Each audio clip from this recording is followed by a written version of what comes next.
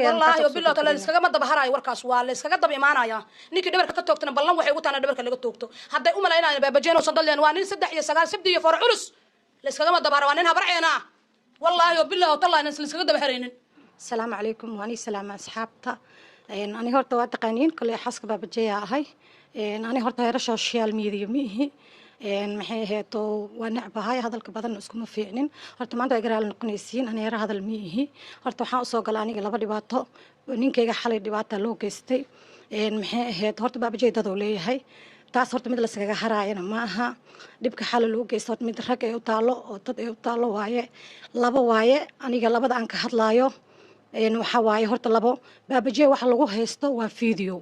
fiidiyogaasna waa mid asiga uu leeyahay oo 100,000 xayeysiin markay 100,000 skarab gaaraya xalfadiisii oo loogu qabtay copyright oo ahaa fiidiyogaas lagu haysto hadda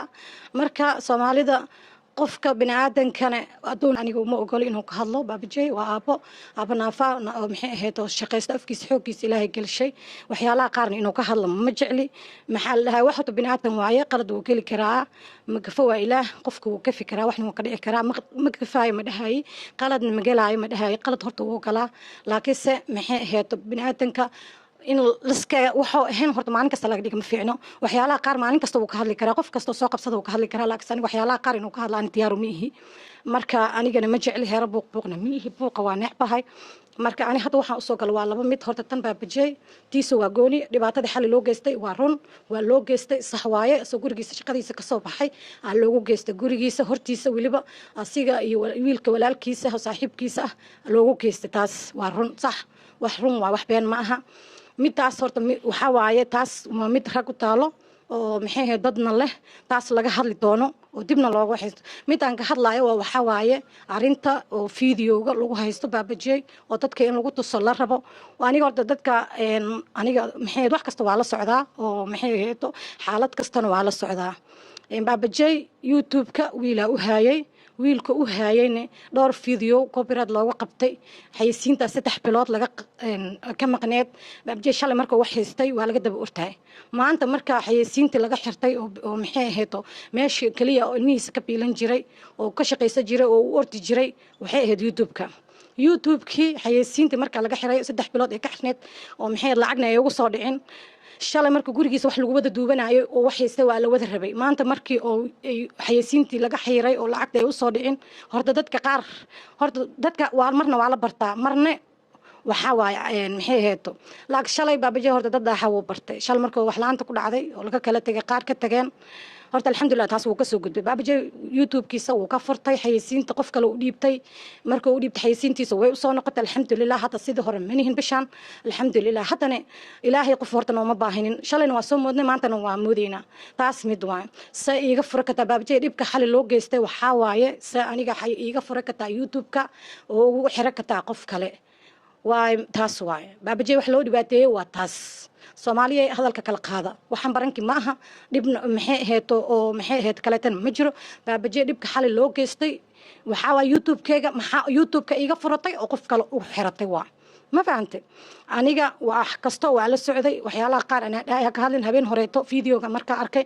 inuu hadlo rabay ana dhahay ka hadlin baabajay fiidiyogan fiidiyo aan leedahay waa dadkani way og yihiin dibna waa loo baari doonaa adiga fiidiyo inaan leedahay maxay xalfadaada ahay oo copyright ku xirnay oo haddana la daleeday oo lacag kaagama soo baxayso waxna kuuma hayaan ka daleeday wiilka YouTube ku haay dhahay hayow dhaa marka sidii loo daleeday sidii marka baabajay copyright ugu qabtay qof copyright ku qaban kartana ma jirto baabajay copyright haduu dad ku qabanayo oo yaqaano shalay asiga dhowr fiidiyo looga dhuftay haddaba qofka dhufa kara midaada kale tan waxay uu carabkiisa ku dhuftay inuu copyright oo iga soo weeraray YouTube-kiisa baabajay hadduu YouTube yaqaan inuu dad ka jabsado ama YouTube dhibaateeyo maalin kasta kiisa la dhibaateeya markay xayeysiinta 3 bilood ka maqneed oo horta oo maxay ahayd oo sameeysan lahaa maanta haddii la dhahone baabajay inuu qof dhibaateeyo oo rabani baabajay shalayna wuxuu u duubi jiray asoo YouTube lahayn maanta asoo YouTube la stuudiyihiisa gurigiisa ku tuuban jiray koronto laga qaadeenin biyo laga qaadeenin kiran laga qaadeenin wax ku tuuban jiray mideeda kale haddii oo rabo inuu jabsado oo copyright ugu xiro fiidiyoyaashaas baabajay kala bar ka mid ah asiga u duubay muxuu ugu dhufa waay marka copyright muxuu ugu dhufo waay copyright kuma dhufan mana yaqaan sida loogu dhufto asaaba dhowr video loogu dhuftay dhowrka videona hadda waa midka lagu haysto oo jarnaalo kale qaateen oo maxay markii la daleedanay seen oo la daleedan kara camal ee kula dagaalayaan qof xoolihiisa lagu dagaalayo ma aragteen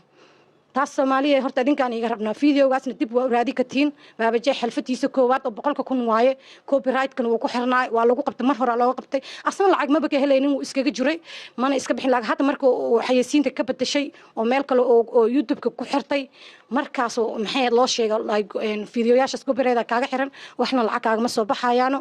baabajay waxna kuma tarayaan iska daleed waayo dhaa iga daleed sidii loogu daleeday maanta waa dhibaatada aragtay loogu geysanayo videogi iyo say YouTube-ka iga furakataa taas ragay u taala baabajay dadoo leeyahay 3 qabiil oo ka dhashtay dhulka kama dhalanin taas mid isaga haraya maaha dhibaatada xal oo u geysteen bismillaahir rahmaanir rahiim baabajay walaashiis weyn Leila Cabdiqaadir Axmed Nuur waaye waxaan maanta u soo fadhiistay social media waligay soo ma fadhiisanin aniga qof weyn aan ahay mas'uul ah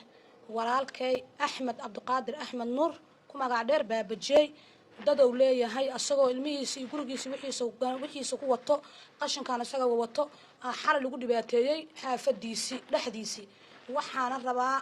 ummadda nabi maxamed inay ka hadasho anina waxaan rabaa dadkii falkaas geystay sina la iskaga daba hari maayo waa nin ka dhashay 3 qabiil waa shaanshiya ugu weyn waxa ku xiga murusade waxa ku xiga eer waxaan ballan qaadayaa nimankii walaalkay baabajay soo weeraray waxaan rabaa in la iskaga daba tago marnaba la iska cafi doonin dhulka kama dhalin dad uu ka dhashtay dherig hadda u dhinto laba nin baa soo gashay xalay xaafadooda oo walaalkay dirjileen ballan Allah ku qaaday meel alla meeshay lugta dhigaan in iskaga daba hari doonin wixiisa xuriyada u yahay aniga qalad inuu galo waligay maanta kor soo ma fadhiisan qalad inuu galo aniga baaba ogoleen raalina kama yihi mar badan waa dhaha war waxaan iska dhaafaan iska nin naafe waa bariiskiisa ku xiran ilaahay meeshiisa bariiskiisa nin walba ilaahay meel wax ka galiyay ala taxal bariiskiisa qof kastaba Allah subhanahu qaadir meel wax iska galiyay annaka dad qudrad gadan jirtay oo ganacsato haysatana ahaan jirnay annaka markii waalidkeena dhintay wiilkan waxaan iska soo dhax galay anigana qof haween oo ilmooleyaan ahay meel baan iska deganahay dadkeena annaka barmuud ay degan yihiin oo waxay degan yihiin bakaaraha waa la wada buuxaa waa la wada yaqaana arab iyo ajab waa wada naqaana wallahi oo billahi taala saddex ismi ilaahi soo dhaar maahan wiilkaas hadda dhibaatadan ma horta mid la isaga daba haraya maahan laakiin waxaan idin sheegayaa dadka dhibaatadan geysteen waa is yaqaanaan waa la wada ooya xamarna waa la wada joogaa darag hadoo u dhinto baabajay ka loo haystaa haddana waa laga soo fadhiisana waa laga wada hadlaan haddana wax alla wixii raggeena ahaan waa isku iimaanayna waa la iska wada hadla waa la iskaga daba tagaa meel alla meeshay jiraan ka iimaanayaan cid la iskaga daba hari ma karo la iskaga daba harayo insha Allah taala dadkaas waa is yaqaanaan wiilkaasna naafee waayo wax kasta doo suubiyo qof kasta horta waxaan dhax galaan wax kasta waa isaga iimaanayaan qofka qalad oo gali kara ma qalad ma gal waa Allah subhanahu qaadir ahay ya anaka raali ugu maamanihin marnaba ma ogoli aniga waxaan bariiskiisa ilaahay ugu daray waligay Allah aniga ma soo gelin qadka ana in lagu xad gudbana dad ma jecel in lagu xad gudbana kana ma rabno laakiin dadka hadda banaanka isoo dhigeen aniga walaashiisaan ahay marnaba uma dul qaadanayo wiilkaas oo la dhibaateeyay dadka social media ku jira waa inay degdeg ugu soo hadlaan haddaysan laga soo hadlina wax alla wixii dhibkaas geysteen waa inaan xooggeena iyo muruqeena iyo dagaaltankeena aan qaadanaa anakana qoryaasheena wallaahi oo billahi taala saddex ismi ilaahay soo dhaar maahan waa la iskaga daba tagayaa baabajay xara dirjilka la dirjilay dad baa ku shaqal mid looga hari karana maahan taas oo ilaahay ugu yaa rasuulku ugu yaanda waligeena qad Soomaaliya gal waa awal iyo aakhir waana iiko mana jeclin mana u baahnay inaan social media soo galo qof weyn baan ahay oo mas'uul ma jecli oo culimo oo dad la yaqaan ilmo waaweyn haysata aniga waan necbaa qad soo galowga laakiin waxa igu qasbay xalay qof aan dad lahayn camal nin dhimiis intuu soo shaqaysto gurigiisa u soo hayaan la dirjilaayo maxaa dhacay laajimiya xamar ma ka dhana muslim ahan miya maxaa dhacay laajimiya laaba waa diiday warkaas ane waana mid iskaga daba hari doonin maya mideeda kale tan waxaan sheegaa baabajay asoo subaxi shaq 2 saac inuu aado ka imaanay 12 saac imaanay stuudiyihiisa u tuubaayo qof kasta oo imaado gurigiisa video u tuubaayo ka imaanaya 9 saac habeenimo imaanay gurigiisa 9 saac saaki 2 saac soo bax 9 saac habeenimo imaanayo maantana dadkii saas oo u yeelaayo oo u duubayay inay dhahaan video asiga oo leeyahay ee ku dhahaan annaga ku dhibaateeyaan horta taas waa mid u damiir xumo Soomaali Maxamed taas waa mid u damiir xumo qofka shalay saaxiibka dhiganay walaalka dhiganay oo gurigiisa stuudiyihiisa aniga ilmahayga ugu dhaxbaxaan guri cariiri u galay aan 3 bilood cariiri u deganaa waxa ugu deganaa kaliya inuu si walaalihiis u jecel yahay asigana asxaab ay yihiin sidoo wax u gaarsiin lahaa aygan heer asigna ay u gaarsiin lahaayeen heer saasay ahayd in la isku daneysto Soomaaliland hore u dirbiye qaba iyo bada qaba waa isku baahan yihiin dadkana waa isku baahan yihiin baabajay dadku u baahan yahay asigana waa loo baahan yahay asoo 9 saac been gurigiisa imaanayo oo hadale lagu sii heesto fiidiyowga iyo maxaa meel kale ugu xirata youtube-kaaga dhibaato waayo hadalkeenan halkaas ku soo gabagabeynayna waa la hadlaa dadana hadal ma dhamaanayo halkaas ku soo gabagabeynayna anaga dhibaatadii loo geystay baabaje waa ka xunnahay waan ku xisaabtamayna taasna waa laga hadlaa ka toogtana waa in la iskaga daba imaanayo والله وبالله قال لي سجى ما دبهراي وركاس والله سجى دب إيمانايا نيكي دبرك كتوكتنا بالله وحي وتانا دبرك اللي كتوكتو هدا أملا هنا بابجين وصندلين وانين سدح يا سجال سبدي يا فرع حلس لسجى ما دبهرا وانين هبرعينا والله وبالله وطلع ناس لسجى دبهرين إن شاء الله أنت صار قب حي أنا متجع لين قف وين أنا هاي قبيل يو وحنا صار دحق لكن وحا يقول قصبتي ضد كاس يقول قصب حال ولا كي معانا ننا فاي والمجري البريس ورات سنايو اللي درج له وأكد منا يعني أنا دنتا يجرون والسلام عليكم وأكب حي أنت صار قب حي